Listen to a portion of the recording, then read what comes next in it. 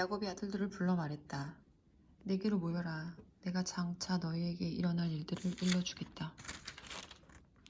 야곱의 아들들아, 다 함께 와서 들어라. 너희 아버지 이스라엘의 말을 들어라. 르우벤, 너는 내 맏아들, 나의 힘, 내 사내다움의 첫 번째 증거.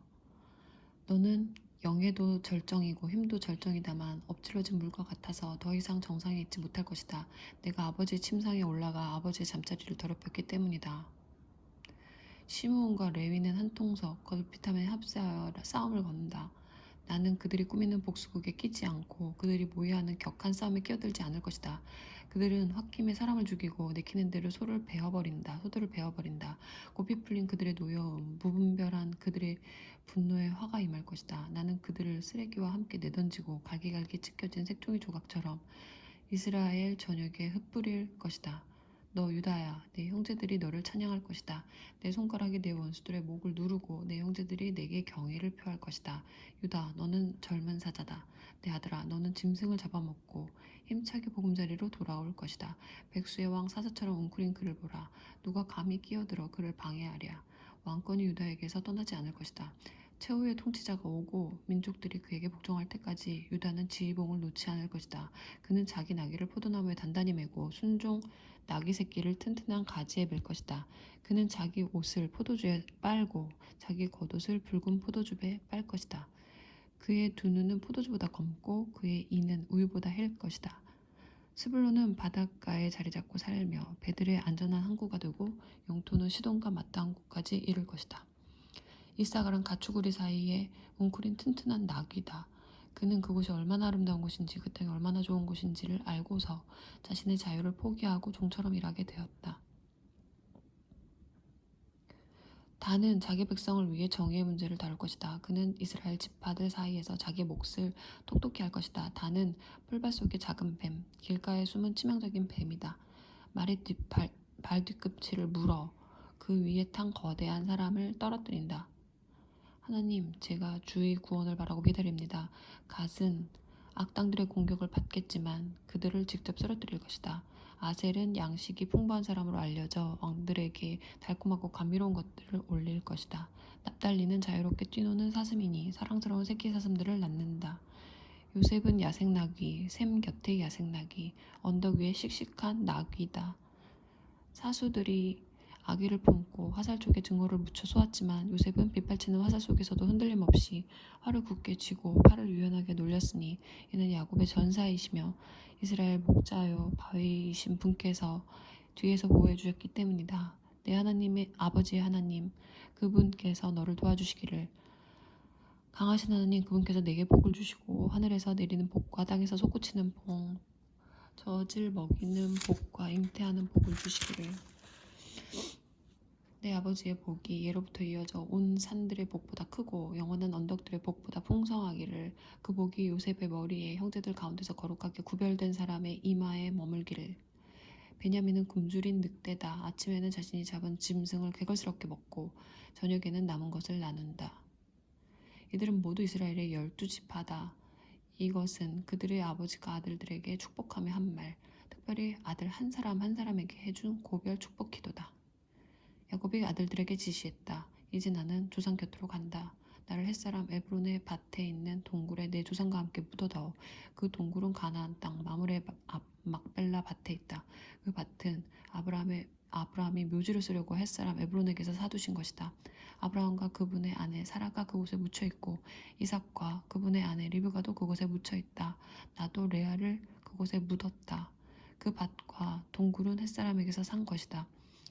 야곱은 아들들에게 지시하고 나서 발을 침상 위로 올려 마지막 숨을 거두고 조상 곁으로 돌아갔다. 요셉이 아버지를 끌어안고 슬피 울며 그에게 입을 맞추었다. 요셉이 장의사들을 시켜 자기 아버지의 시신에 향재료를 넣게 했다. 장의사들이 이스라엘의 시신에 향재료를 넣는데 꼬박 40일이 걸렸다. 이집트 사람들은 70일 동안 그의 죽음을 애도했다. 애도 기간이 끝나자 요셉이 바로의 궁에 청혼을 올렸다. 여러분이 진심으로 저를 생각하는 마음이 있거든 바로께 제 말씀을 전해주십시오. 제 아버지께서 제게 맹세하게 하시면서 나는 곧 죽는다. 내가 죽으면 내가 가나안 땅에 마련해 놓은 묘지에 나를 묻어다오 하고 말씀하셨습니다. 부디 제가 올라가서 아버지의 장례를 치르게 해주십시오. 장례를 마치고 제가 돌아오겠습니다. 바로가 말했다. 그렇게 하시오. 그대의 아버지가 그대에게 맹세한 대로 가서 고인의 장례를 치르시오. 요셉은 아버지의 장례를 치르러 갔다. 바로의 궁에서 일하는 모든 고위 관료들과 이집트의 모든 고위 인사들 그리고 요셉의 가족들 곧 그의 형제들과 아버지 집안 사람들이 요셉과 함께 올라갔다. 아이들과 양떼와 소떼는 고센에 남겨두었다.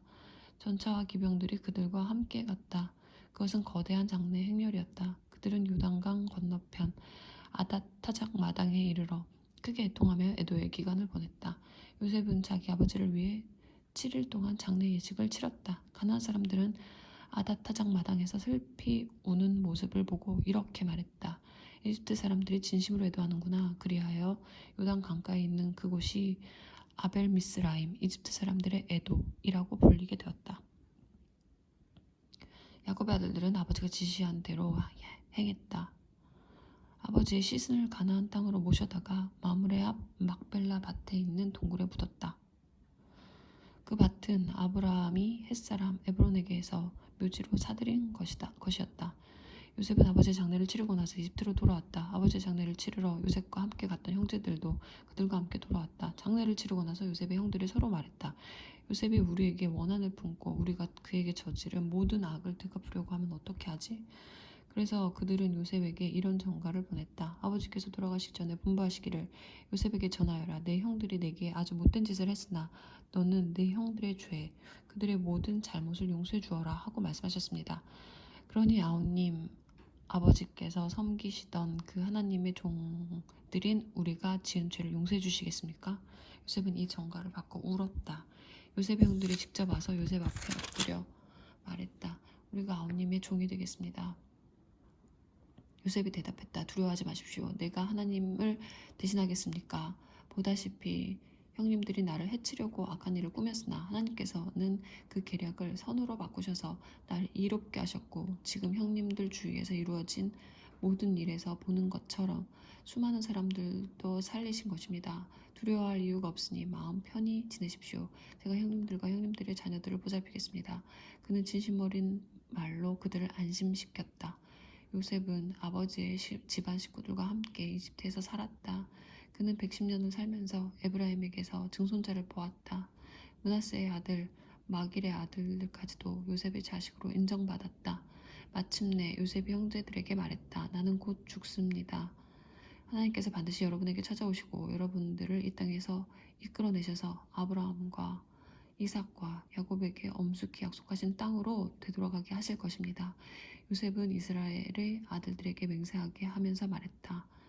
하나님께서 찾아오셔서 여러분이 이곳을 떠나게 될 때에 내 유고를 가지고 가십시오.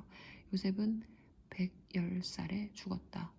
그들이 그의 시신을 향 재료로 채우고 이집트에서 입관했다.